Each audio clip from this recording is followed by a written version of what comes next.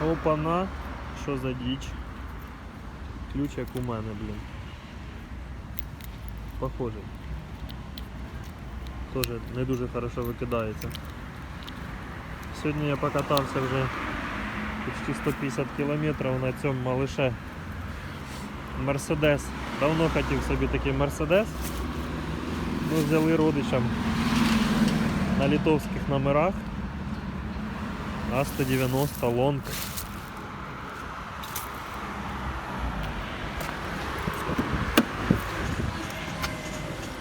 Тут такий салон. Я фігію, там місто. А тут ось. Що ви там втикаєте в айпадах, телефонах? Трошки починає він ржавіти. Низькопрофільна резина.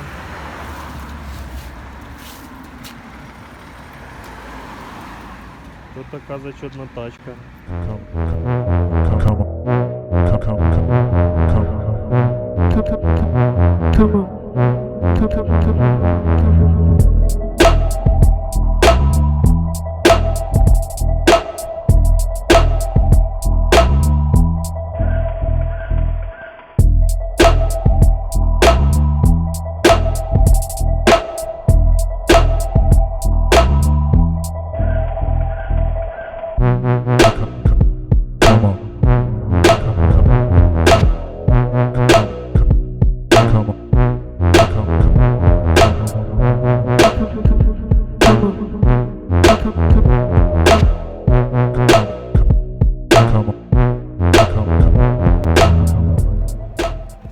Дивіться, скільки тут замечательних кнопочок.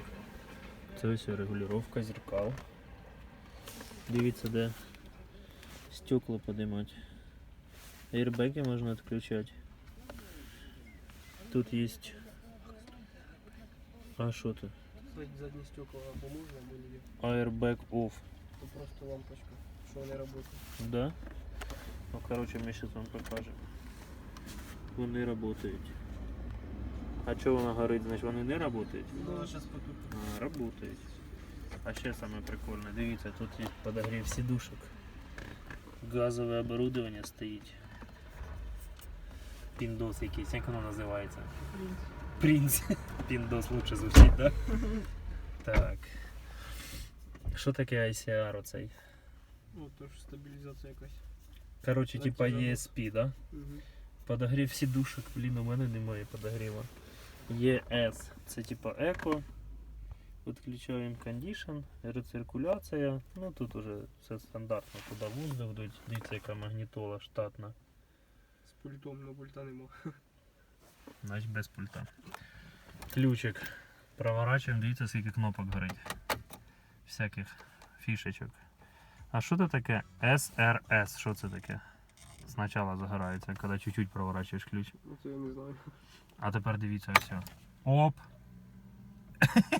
Я грибу. Блін. Капець скільки всього горить. Брейк. Блін, АБС всякий, масло, акумулятор, ESP, і ще щось, і чек, і вода, і, блін. Короче, все сложно. Тут ось ще є така крутилочка, тут такі типа карбонові вставочки, дивіться, оп. Оп, ну це ніфіга не карбон, звісно же. Це... Руку холодить наче. Руку холодить? Не то, що не пластмас.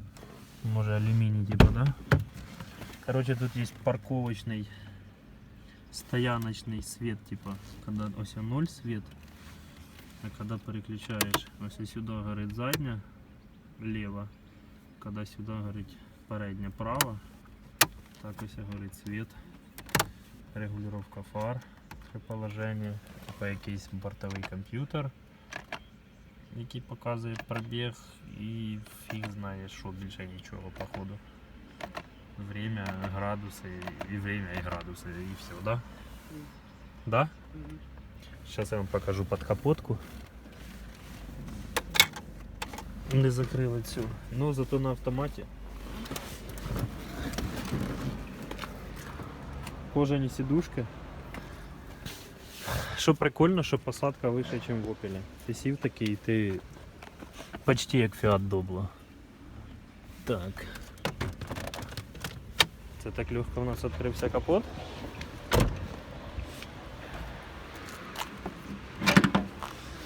Де ти тут? Опа! Тут надо делать башкой і підпирати самому, тому що амортика немає. Отакенький моторчик, бензин 1,9, малесенький. Газове оборудовання дороге, Принц, ну воно тимчасово не працює. Ну його можна зробити. Ну коротше, мотор не димить, їде бодренько. Я по трасі давав їй 130, 5 чоловік, взагалі налегке, на обгон, в кікдаун. Їде просто на ура. Зараз покажу вам ще салон. Машинка на литовських номерах. Место, конечно, блин, що спереді, що ззаді. Покажи. Типа кожані сідухи. Отут ось сідушка, блін, обдвигається аж туди назад. Опа, дивіться так. І ще назад. І там ще стає більше місця. Хоча я тут сідаю, блін, мені більше подобається ззаді їздити. Тут стаканники, тут місце, блін. Все, заправку газом. Зараз вам берегом покажу. Багажничок. Багажничок тоже, кстати, не маленький. Тут де запаска, чувак кинув колонки. Опа, газ даже задутий.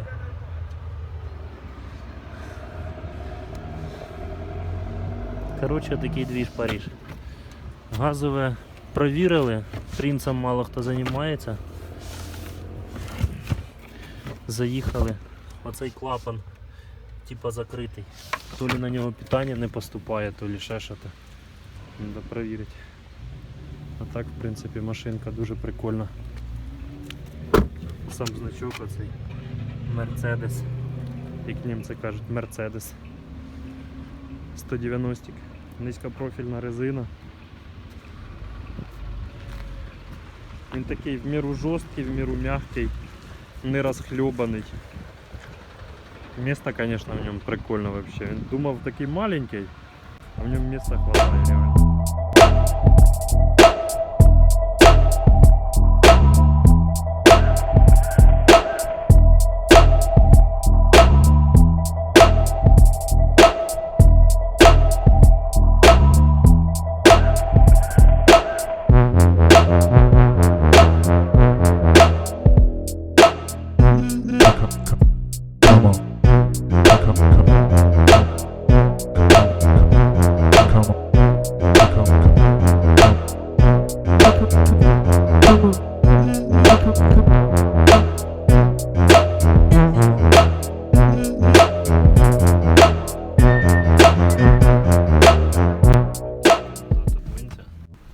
Что-то когда-то на заднюю включаю, дергается. У меня, кстати, тоже, когда на заднюю включаю, так дергается.